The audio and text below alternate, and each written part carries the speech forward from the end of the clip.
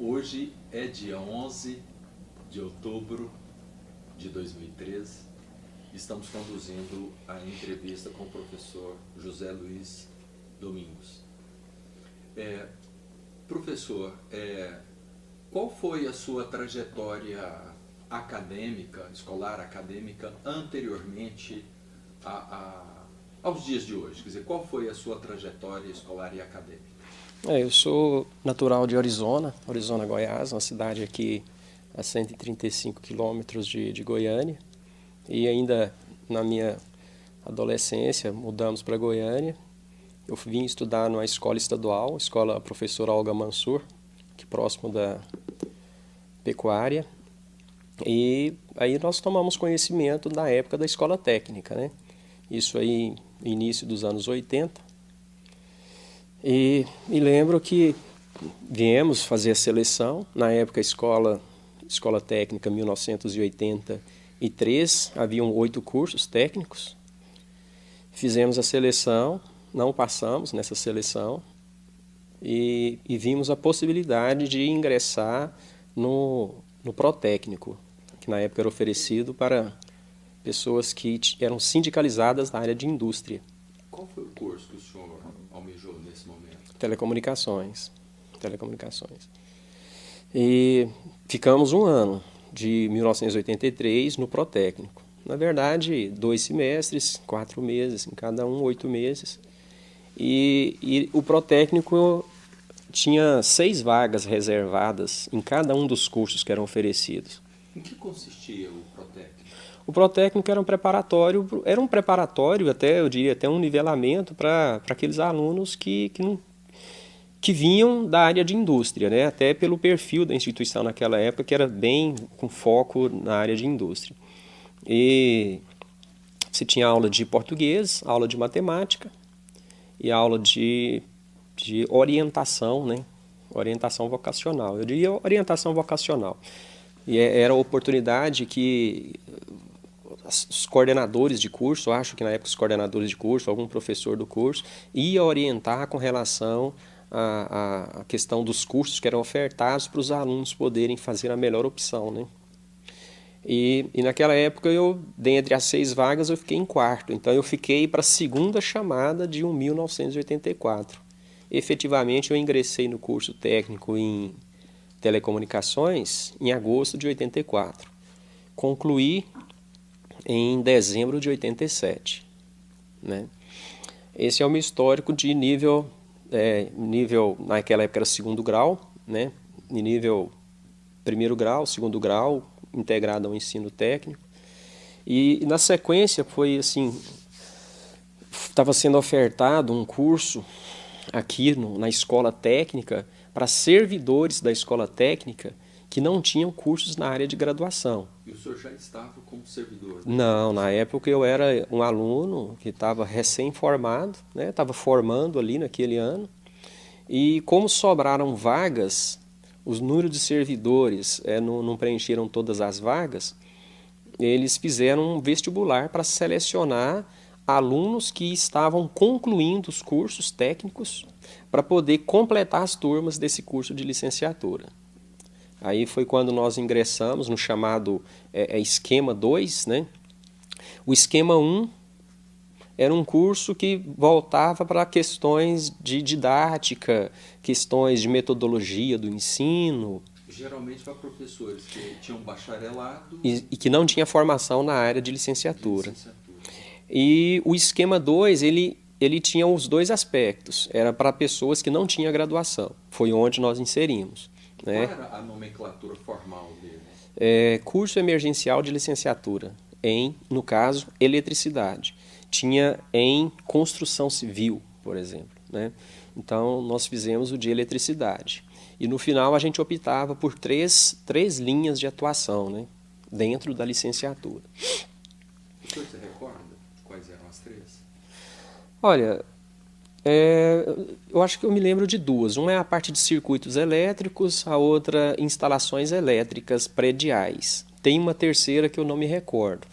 Mas isso, eu estou falando com relação às que eu optei. As linhas, haviam mais opções dentro desse contexto, né? Então eu optei por 3, como os outros também optaram por outras 3, né?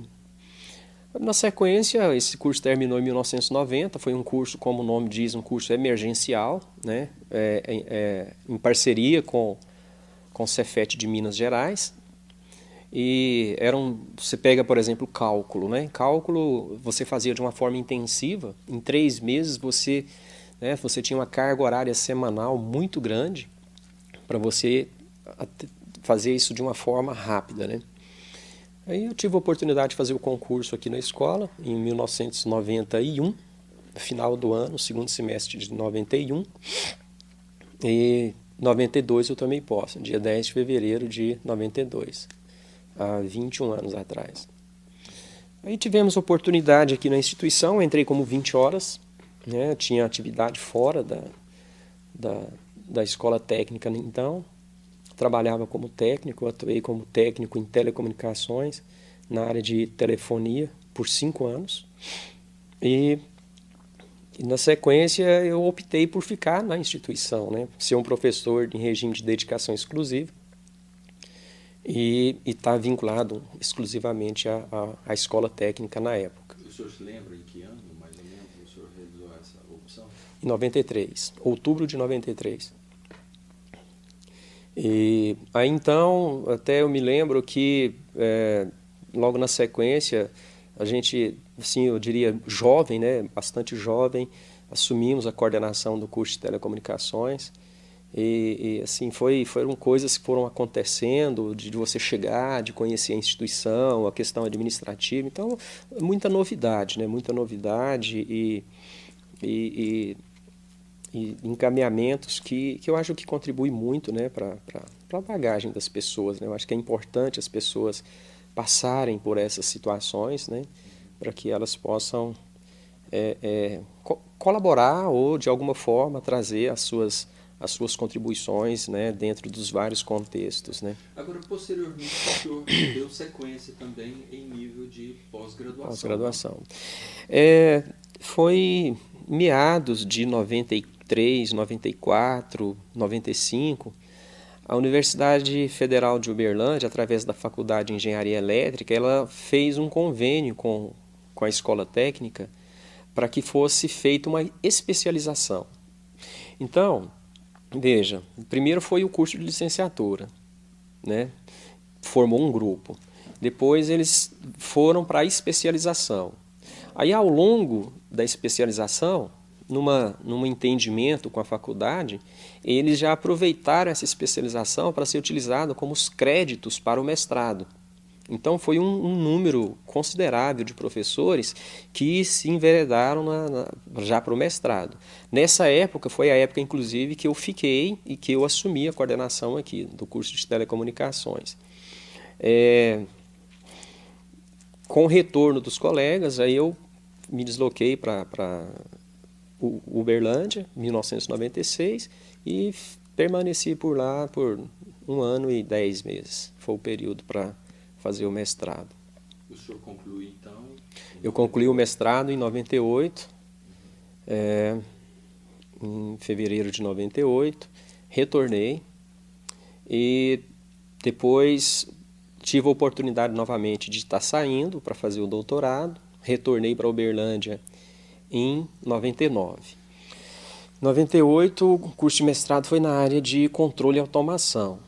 E fomos fazer o doutorado na área de acionamentos elétricos. Foi de 99 a 2003, os 4 anos. Aí retornamos, né? Com o retorno, começamos as atividades aqui. Na época que nós estávamos saindo para o mestrado, foi exatamente o período aí de mudança de escola técnica, né, para a Cefet, né, Centro Federal de Educação Tecnológica. E nós já chegamos assim, encontrando uma instituição, vamos dizer assim, com uma cara nova, né? Para nós que chegamos na escola em 83 e encontrava ali um contexto de 8 cursos técnicos, se a gente olhar na história aí de 1960 e alguma coisa que foi criada a escola técnica, esses cursos eles eram assim muito bem estruturados. Eu até me lembro que quando foi criado o curso de eletrônica, foi um curso que começou a acontecer e ele aconteceu de uma forma assim muito natural, né? Eu acho que em função de toda essa estrutura e da experiência, da gestão, da questão administrativa, acadêmica, tudo assim muito bem organizado, né? Ele foi criado em 93? Olha, eu me lembro que na época que eu estava na coordenação, 93, 94, a coordenação de eletrônica ela já estava existindo. Então, eu não sei a data precisa, mas em torno de 93, 94, mais ou menos Início dos anos 1990. 1990. Então, aí a gente retorna do doutorado e encontra a estrutura de Cefet, né? Já uma estrutura oferecendo esses cursos tecnológicos, aí vimos ainda a questão de alguns cursos técnicos, aqueles sistema modular, né? Eu gostaria de retornar e posteriormente nós voltaremos a essa conjuntura. reflexão. Eu gostaria de entender um pouquinho melhor a questão do protécnico. Certo. O protécnico, em primeiro lugar, eu gostaria de saber o seguinte: qual era o perfil socioeconômico destes alunos que eram matriculados no protécnico? Normalmente, um dos requisitos é que os pais dos alunos eles precisavam ser sindicalizados em sindicatos vinculados à indústria. Então, você percebia que uma grande parte dos alunos eram alunos que buscavam no ensino técnico uma formação profissional para o mercado, né? Você encontrava também alunos que o interesse dele, pela condição social dele, ele pensava em fazer o curso, mas ele vislumbrava, já era a questão do ensino superior. Mas a grande maioria deles eram alunos que o foco era no ensino técnico. E eram pessoas de uma origem socioeconômica mais vinculada à classe trabalhadora. Exatamente, era. Havia então uma reserva de vagas daqueles que tinham um melhor desempenho para os cursos técnicos. Os demais participavam do processo seletivo, no modo geral. Efetivamente, o senhor avalia que o protécnico, de algum modo, ele era um instrumento de democratização do acesso ou um instrumento também que a serviço de uma educação inclusiva, enfim, anteriormente mesmo à elaboração? Com certeza, porque quando você vinha fazer a seleção na escola técnica, na época a escola técnica era a única no estado, né? E aqui nós tínhamos algumas escolas tradicionais do ensino privado, e a concorrência nossa, eu falo nossa porque eu me incluo no processo, né? Eu sempre estudei em escolas públicas, escolas estaduais, e eu, um aluno com boas notas, né? Um bom referencial de nota para uma escola estadual. Inclusive, para mim, foi uma decepção eu não ter passado no processo seletivo. Mas isso, na verdade, mostrou para mim que tinha socialmente essa diferença, né? E o protécnico ele me deu essa oportunidade. Isso eu tenho que agradecer e reconheço. Inclusive, encontrei recentemente o professor Dorival, que ele era o coordenador do protécnico. Me apresentei para ele, falei quem que era, e ele não se lembrou especificamente de mim, mas ele sabe da importância dele naquela época para muitas pessoas, né? Como se apresentava a instituição na primeira metade dos anos 1980? Como era a vida acadêmica, como era a vida estudantil dentro da instituição e como se davam as relações entre professores, alunos, servidores técnico-administrativos, alunos dentro da instituição? Valmir, nessa época a gente era aluno, né? Então muitas vezes a gente fica numa rotina e o que a gente lembra da rotina era de uma escola organizada, né? de uma escola que tinha um padrão de atendimento. Você chegava nos setores, os setores estavam abertos, né? Você tinha uma cantina dentro da escola, você tinha um sistema de educação física que te dava, né, o ginásio. Nós tínhamos aí aquela questão da Olintec, que era um momento também que você percebia algo mais além das atividades de sala de aula. Eu falar especificamente sobre as relações dos administrativos e dos professores, a referência que nós tínhamos era de sala de aula e dos laboratórios. Então, no laboratório tinha a figura lá do tecnologista. Então, o tecnologista era aquela pessoa de apoio para as aulas e que cumpria um papel extremamente importante. Eu diria que talvez não haveria as aulas práticas sem esses tecnologistas. Então, a relação que eu posso observar é essa. Outra é no serviço da biblioteca, né? Que a biblioteca, até então, a gente muito jovem, adolescente, talvez a gente não tinha vindo de escolas estaduais, onde a biblioteca, então você não tinha muito daquela cultura, mas você chegava, você tinha uma presença, você tinha um suporte. Muitas vezes você tinha dificuldade para localizar um exemplar, você tinha a pessoa que ia lá, te ajudava, te orientava, uma estrutura física muito boa, né? Um número de cursos bem menor, o número de alunos também que não deixava a instituição tão lotada. Eu acho que a resposta com relação a professor e servidor é no serviço que era prestado, né? A questão do serviço odontológico, a questão do serviço médico, aquele atendimento. Para nós, que vínhamos de uma escola pública estadual, a hora que você chegava e encontrava a escola técnica, era aquele orgulho de usar o jaleco amarelo, né? Era um orgulho. Era um orgulho. Era um orgulho e, ao mesmo tempo, parece que você até ficava numa situação, parecia de privilégio, né? Por ser a única do estado de Goiás, né? Havia também um conjunto de atividades e iniciativas do ponto de vista também da cultura, da arte? Sim. Na programação do semestre tinha todo um esquema semanal, né, de atividades no teatro. Naquela época ainda usava lá o termo educação moral e cívica, né? Então aí começou a entrar as atividades de teatro, de coral, né? Muitas palestras a respeito, por exemplo, de sexologia, de doenças sexualmente transmissíveis, enfim. Não era apenas a formação técnica mesmo, né? Você tinha uma orientação, acho que num contexto mais amplo, né? Mais amplo. Havia, no seu julgamento, uma preocupação com a questão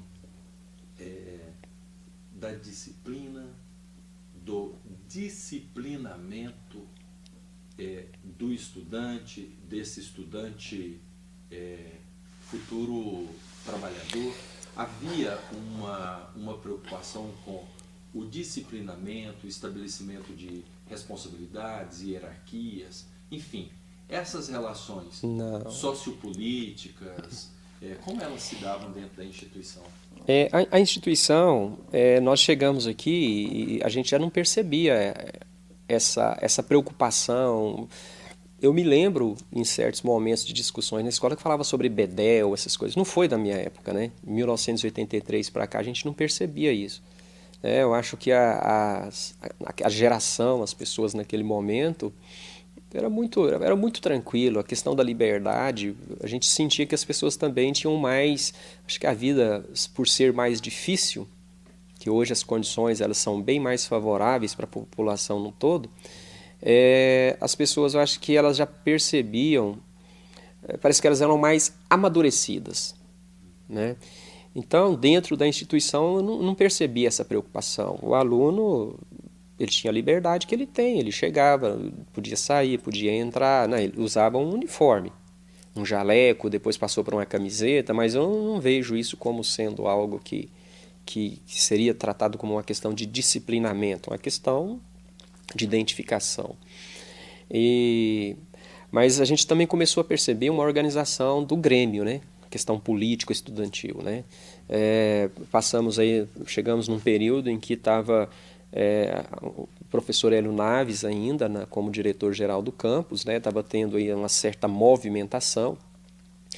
E o que a gente pode perceber também, fazendo uma avaliação hoje, é que muitas vezes a gente talvez fosse levado até mesmo sem saber o que aquilo ali estava sendo. Então não era algo que mostrasse que todos estavam esclarecidos a respeito. Mas o contexto, meados de 80, era mais ou menos nesse sentido. Muitas lutas também. Muitas lutas dentro da instituição. Mas os alunos em si... Agora, funcionando, desculpa ter interrompido, mas Mas você sabe aonde terminou?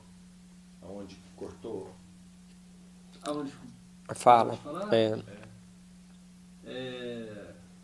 Bom, estava falando da questão da disciplina, da questão da maturidade. Não, mas se tiver perdido, foi 2 segundos, Valmir. Não chegou a perder, não. Eu dei uma... Eu percebi. Eu percebi. Você percebeu também o detalhe aqui, né? Percebi. Segura. Foi isso. Não, tá tranquilo, pode continuar. Na hora que você falar. Tá tocando, tá correto. Professor, como estava estruturado o curso de telecomunicações? Em termos mais gerais, as características do projeto curricular, as instalações laboratoriais, o quadro de professores, como se apresentava o curso nesse momento? O curso ele tinha as várias coordenações, tinha a coordenação de telecomunicações, que ficava vinculado diretamente na época a um departamento de ensino. E ainda no bloco 300, a gente trabalhava praticamente ali da sala 301, 302, 303 e 4, ou seja, o espaço era pequeno, né? E fisicamente era esse espaço. Era um curso que assim, telecomunicações naquela época, ela estava restrita assim, entre aspas, à questão de telefonia e telecomunicações em si, a questão de televisão, né? E um foco em eletrônica, porque as pessoas que formavam em telecomunicações, naquela época demandavam muitos técnicos em eletrônica. E a carga horária, a formação na área de eletrônica especificamente, ela deixava as pessoas preparadas para estarem no mercado atuando e suprindo essa necessidade, né? E tinha as disciplinas da parte de formação comum, né? Núcleo comum. Naquela época,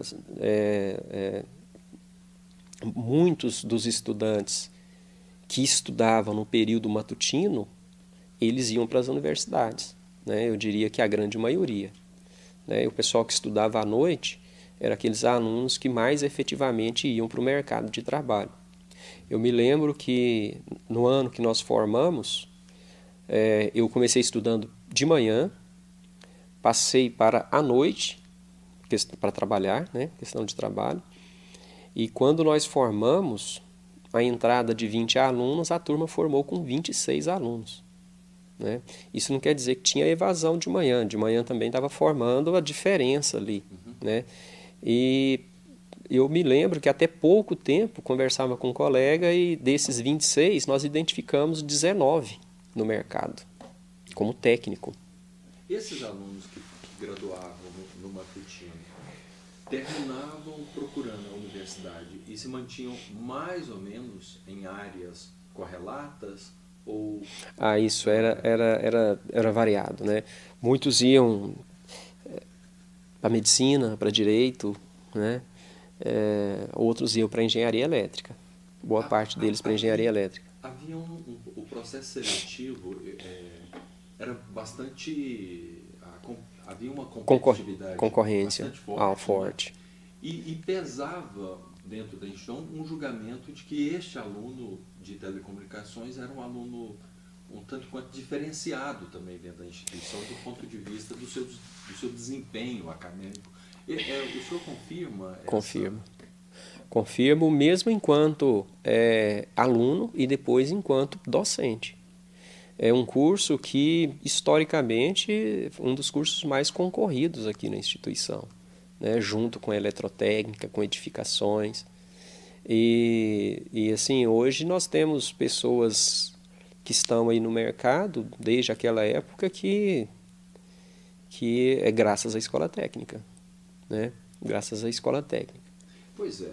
Quando chegamos no começo dos anos 1990, o curso de telecomunicações termina sendo fechado, é criado o curso de Eletrônica? Não, foram os dois cursos juntos.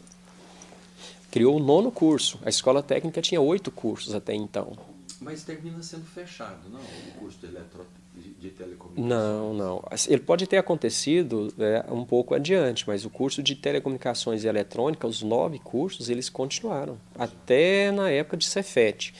Aí quando passou para a Cefet, depois de 99, eu não participei aqui, eu estava fora.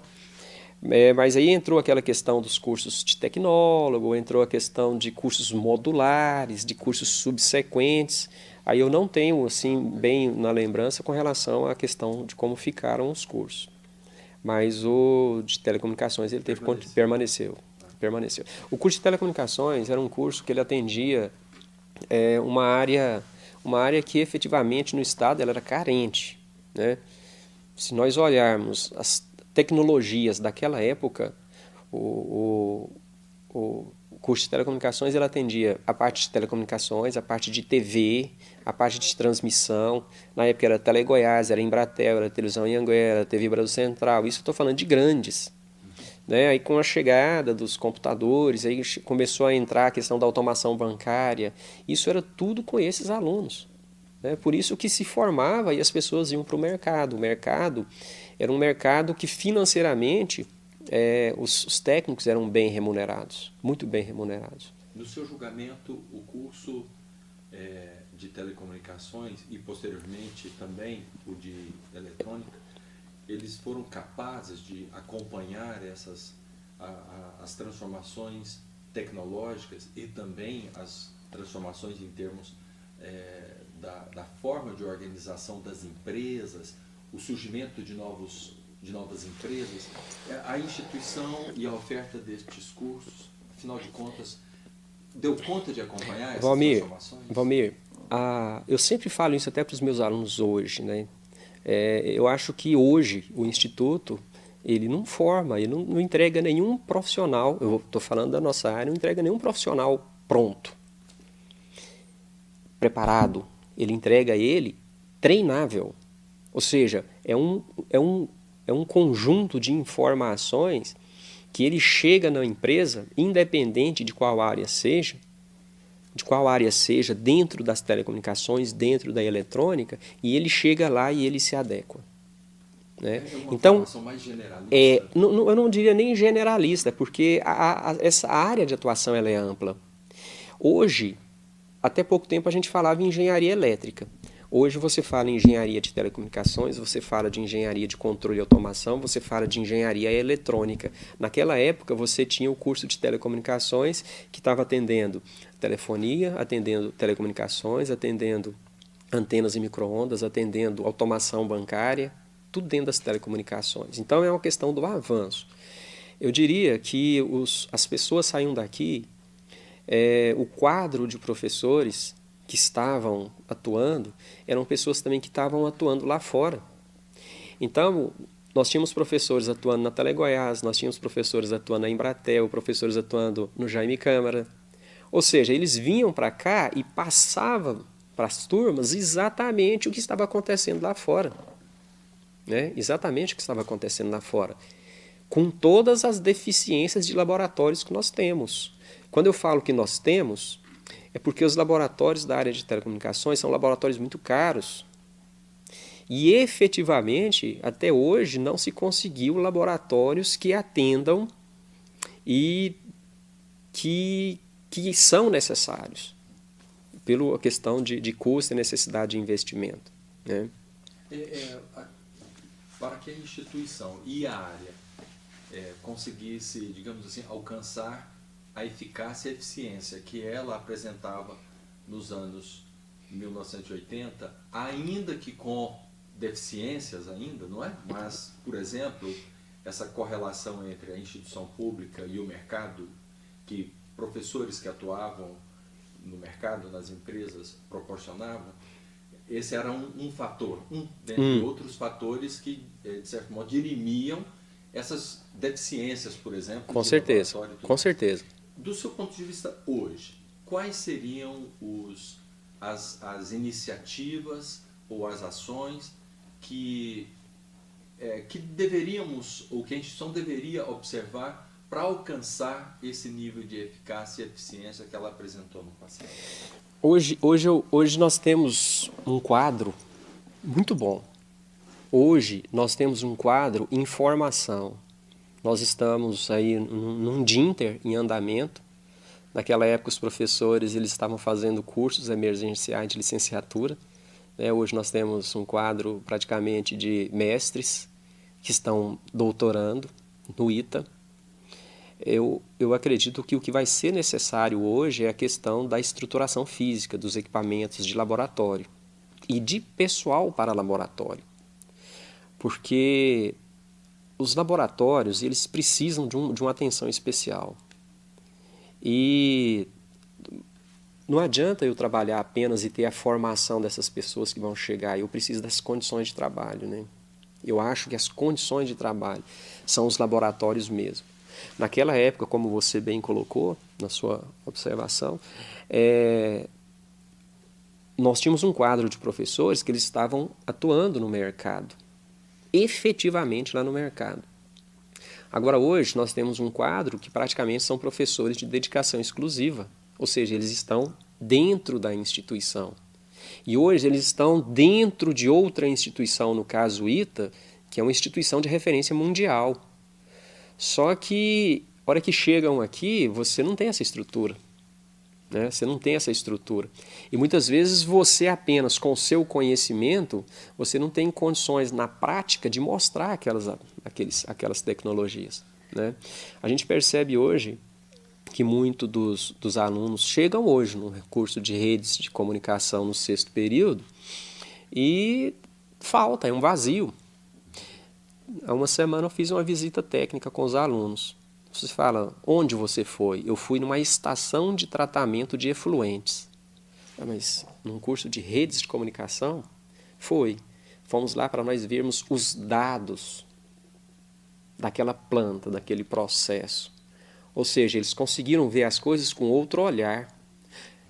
Que bom que ainda a instituição oferece essas condições, a questão das visitas técnicas, as portas estão abertas aí para a gente junto à comunidade externa.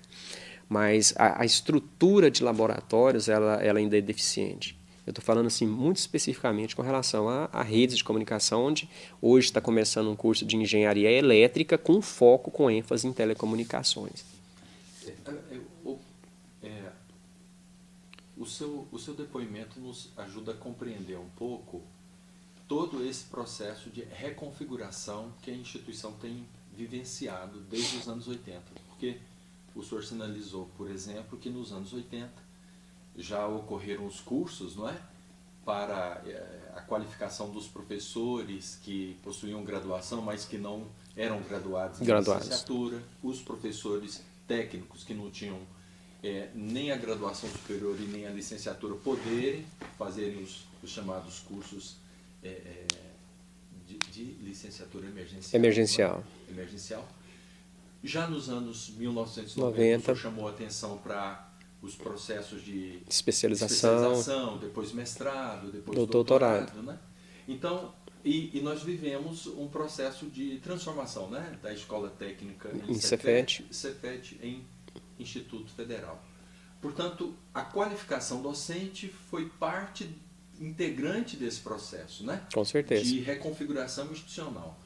Eu lhe pergunto, isto se fez claro, quer dizer, o senhor e o grupo ao que o senhor integrava, desde essas transformações dos anos 80, dos anos 90, isto estava claro, quer dizer, ou efetivamente todas estas ações no sentido de qualificação e pós-qualificação do quadro docente foi mais uma iniciativa da alta gestão do Ministério e da alta gestão da instituição.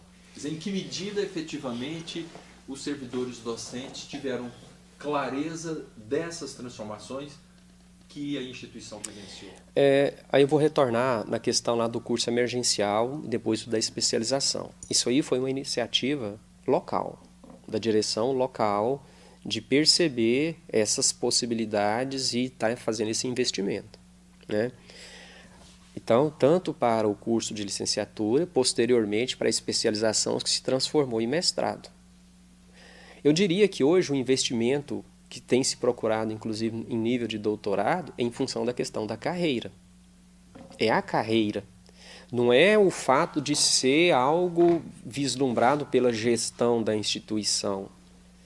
Eu me lembro muito bem, no período do doutorado, eu vinha aqui na escola uma vez, 2 vezes por ano, e a cada vez que eu vinha aqui, eu via mais colegas fora da instituição. Fazendo o quê? Atuando em outras instituições. Por quê? Por conta do nosso achatamento salarial, a época de um período de congelamento de salário. Ou seja, as pessoas se viam obrigadas a caçar outro emprego, né? E agora, com a nova carreira, a gente vê pessoas que elas estão voltando, estão investindo na carreira delas, né? Eu acho que é uma necessidade, na minha avaliação é uma necessidade. Mas esse investimento apenas na carreira ele não é suficiente, no meu ponto de vista. Então se a determinante nos anos 80 e até meados, talvez, dos de anos 90 foi iniciativa institucional, mais do dirigente da instituição, hoje é muito mais uma indução a partir da própria carreira. Exatamente. Eu enxergo dessa forma, Valmir. Porque se nós olharmos nas discussões que já aconteceram agora recentemente com relação à questão de PDI, por exemplo, onde define as estruturações dos cursos, em determinadas situações, esses professores não participaram tão ativamente para essas definições. Eu tenho tratado com a minha coordenação especificamente sobre a questão de pós-graduação. Por quê? Porque é um corpo docente que vai ser um número considerável de pessoas. É um corpo docente que vai ter publicação, ele vai ter massa crítica. Então, e essa massa crítica, se você volta para a instituição e você não envolve com pesquisa e não tem as condições para dar continuidade, você é como se tivesse um prazo de validade. Passou um certo período, você se desqualifica a poder participar, para se submeter a um projeto, por exemplo, de mestrado junto à CAPES. Vocês estão passando por isso. Então, a gente tem dito sobre a questão de formar núcleos de pesquisa, de pensar num programa de mestrado estrito sensu. Porque a instituição, com a mudança de Cefet para instituto, você pode atuar do nível técnico até em nível de pós-graduação. E a gente tem que aproveitar dessa formação desse corpo docente. Eu acho que esse corpo docente não é simplesmente ele investir lá na carreira dele. Ele tem agora que deixar as contribuições. Essas contribuições é na formação no que ele pode oferecer para a sociedade, né? Como? Através dessa formação, retransmissão de conhecimento, capacitação de mão de obra em nível de pós-graduação. Você ocupa atualmente uma gerência, não é? Isso. Eu estou na gerência de pesquisa, pós-graduação e extensão do Campus Goiânia. Do Campus Goiânia. Você, no seu julgamento, você identifica a existência de uma política de pesquisa e de uma política de pós-graduação e de uma política de extensão dentro do Instituto Federal de Goiás, portanto, que desse conta de apresentar respostas e perspectivas às diversas realidades dos campos? Com relação à pesquisa e pós-graduação, vou separar para a gente tentar vincular a questão da estrutura organizacional que está proposta hoje, né? A questão da pesquisa e pós-graduação, a gente tem percebido uma certa organização em alguns procedimentos, né?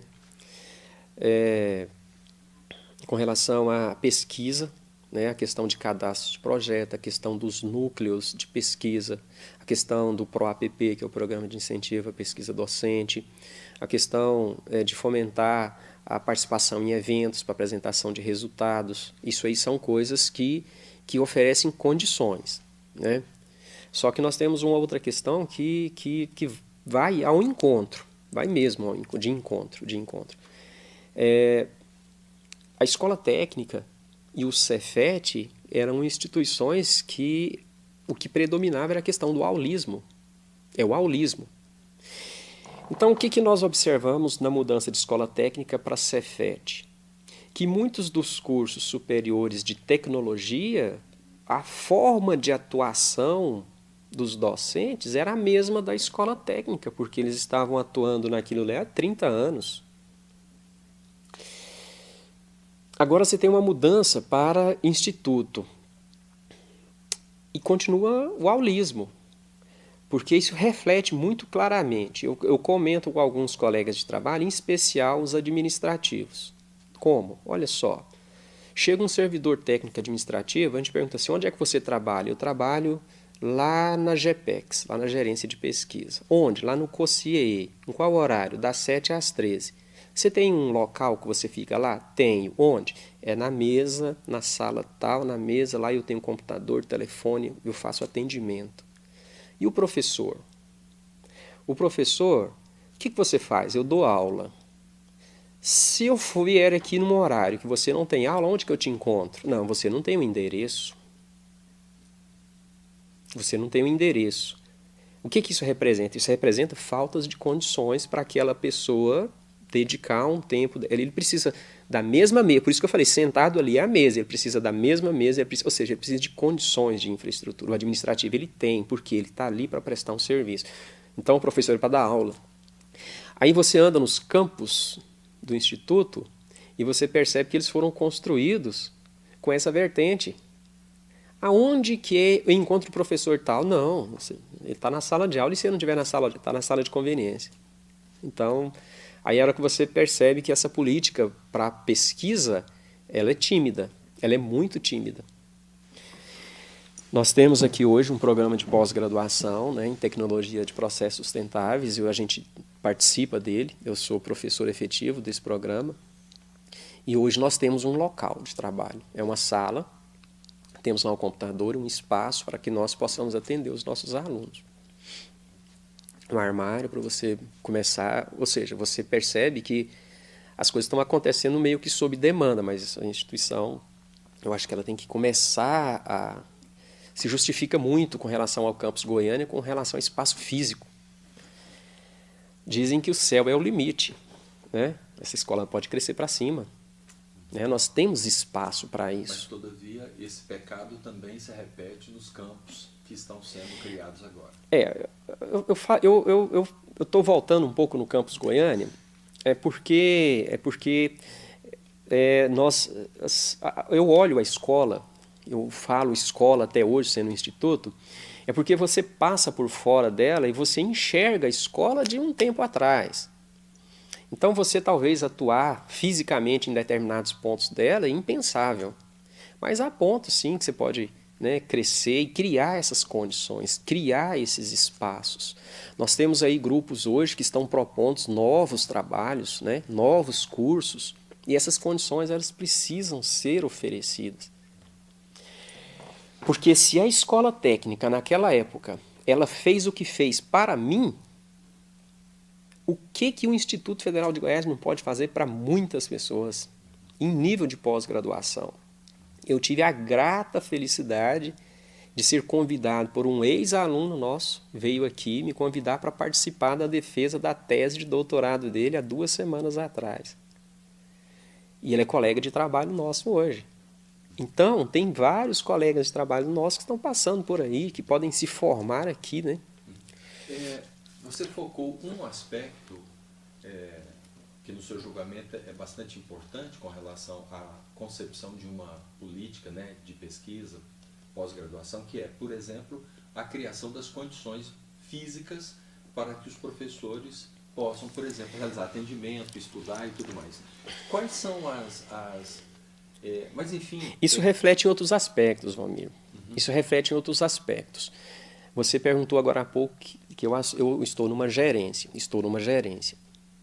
O Campus Goiânia ele tem toda essa história, né? De 1909.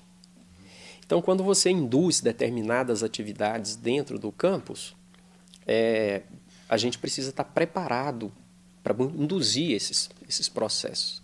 Porque, senão, na verdade, você passa a ser questionado. Porque você induz para a pesquisa e você não oferece as condições. Você induz para a pesquisa, mas não há uma contabilização justa para que... Aí eu vou na jornada de trabalho. Eu queria chegar na jornada de trabalho, porque ela se estende tanto para a pesquisa quanto para a extensão, né? Eu acho que a gente está no discurso, né, daquele tripé, pesquisa, ensino e extensão. Hoje nós somos ensino. De ensino. A pesquisa, assim, eu falo como se fosse uma menina dos olhos, a questão da iniciação científica, porque ela já está assim, bem consolidada. E tem ajudado para a questão de se pensar nas especializações, né? Chegou um mestrado agora e que sai o próximo, né? Que está aí submetido. Mas é a questão da estrutura, é a questão da carga horária, é a jornada de trabalho. Nós vivemos numa instituição, ao seu julgamento, vivemos em uma instituição democrática e no âmbito do qual se realiza a escuta, se promove a participação, porque quando nós discutimos e reconhecemos a necessidade de políticas, a exemplo de políticas de pesquisa, de política de extensão, quer dizer, a política tem que ser uma construção social. Em que estágio nós nos encontramos do ponto de vista das relações sociopolíticas no âmbito da instituição? É uma instituição democrática, é uma instituição gerida de modo tecnocrático ou de modo, enfim, autoritário? Como que no seu julgamento se apresenta hoje as práticas e as políticas de gestão dentro da instituição? Aí eu vou voltar lá na época da escola técnica, né? Escola técnica, 8 cursos, conselho técnico consultivo. Você usava a sala na anexa, a sala dos professores para fazer as reuniões. Ali você reunia toda a escola, né? Conselho técnico pedagógico. Conselho técnico pedagógico. Então, reunia toda a escola. A escola toda estava ali. Então, você participava, discussões acaloradas. Agora, hoje, as coisas serem... Eu acho que os prazos estão muito curtos, né? A escola está acontecendo muita coisa ao mesmo tempo. A escola está... O Instituto Federal de Goiás, a implantação, está acontecendo muitas coisas ao mesmo tempo e eu acho que não está tendo esse tempo para as discussões e em algumas situações as pessoas são ouvidas, mas elas não são atendidas. Ouvir por ouvir, porque aí gera essa situação. Eu diria que hoje já é uma situação se tem uma expectativa, as pessoas têm uma expectativa de seus anseios, né, de efetivamente ter uma participação. Eu não enxergo hoje que essa participação ela é efetiva, não enxergo. Porque muitas vezes, você sugere e só na sugestão. E tem outras coisas, a questão das instâncias, né? Eu sou gerente de pesquisa, pós-graduação e extensão e não participo da Câmara de Ensino, Pesquisa e Extensão, para você ter essa avaliação. Os chefes de departamentos estão lá, os gerentes não estão lá, né? Mas esse é um exemplo. Outro é o próprio regimento interno. Hoje a gente tem percebido, quando você conversa com servidores que chegam na instituição, muitos deles, com poucos meses de trabalho, eles não sabem efetivamente quais são as atribuições deles. Em algumas situações, eles ficam meio que faz tudo. Né? Então, aí é que entra a questão do instituto recém-criado, da política a de extensão eu não comentei, porque a de extensão está por ser feita, né? Nós não temos uma política de extensão. Hoje nós implementamos alguns programas de governo. E as práticas políticas de gestão?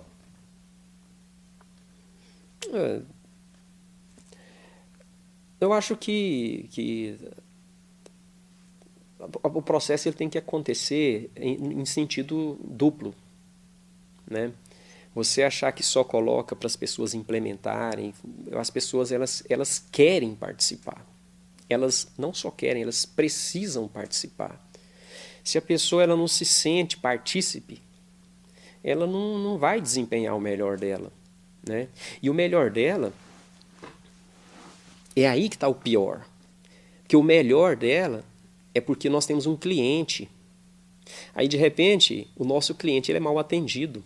O nosso cliente é o nosso aluno, né? Ele é mal atendido. Ele é mal atendido porque, de repente, você não tem o número de servidores necessários. Aí eu volto lá na escola técnica. A impressão que eu te passei foi a impressão de um aluno. Então, essa não é a impressão hoje que os nossos alunos talvez tenham. De pegar filas e filas e mais filas, por exemplo, lá na CAI por um auxílio financeiro. Né? Então, se eu posso ousar resumir essa avaliação que você apresentou com relação à atual realidade de gestão e de implementação de políticas na instituição, nós vivemos, então, digamos assim, uma indefinição ou uma não organicidade e funcionamento adequado de conselhos e instâncias representativas, também deficiências no que tange a regimentos que definam muito claramente as atribuições dos setores, das organizações que compõem a estrutura administrativa. O senhor também salientou as dificuldades que a própria transformação de Cefet para o Instituto acarreta, a multiplicidade de campos, de cursos e modalidades, as novas atribuições também no campo, por exemplo, da própria pesquisa, da própria extensão. E o senhor chamou a atenção para um tipo de gestão um tanto quanto centralizado e talvez até tecnocrático que governa e que encaminha de cima para baixo um processo né, de gestão. O senhor teria mais algum elemento que ajudaria a compor esse quadro, esse instantâneo que o senhor apresentou da instituição nesse momento? Mais algum outro elemento importante que comporia esse instantâneo que vive a instituição? Eu acho que uma definição hoje sobre a questão do quadro de cursos a serem ofertados e a forma das modalidades, da maneira de entrada semestral, anual, esse aí eu acho que é um outro gargalo, né? Infelizmente, a gente, se nós buscarmos historicamente na instituição, muitas vezes você determina a implantação de um curso para depois pensar no projeto. Eu tive a grata felicidade de estar em Uberlândia, num doutorado, e eu sempre me apresentei lá na Faculdade de Engenharia Elétrica, não como um aluno de pós-graduação, mas como um professor do Cefet. Um colega de trabalho deles, que estava lá e que gostaria de alguma forma, participar com eles em algum momento. E eu me apresentei para o diretor da faculdade, como servidor do Cefet. E, num determinado momento, ele me convidou para participar de uma reunião, onde estava todo o colegiado da faculdade. Ele falou assim: José Luiz, senta ali no canto. Não faz nada, só observa. Eles estavam discutindo a matriz curricular do curso de Engenharia Elétrica com as suas 2 novas ênfases. Eles já estavam fechando as ementas e eles estavam na fase de definir quais professores precisariam ser contratados para um curso que seria implantado 2 anos depois. Essa não é a nossa situação, né? O planejamento. O planejamento. É o planejamento. Não, e é o planejamento e a participação das pessoas. Perfeito. Porque uma coisa que eu tento fazer com a minha equipe de trabalho não é eu assumir as coisas para eles fazerem.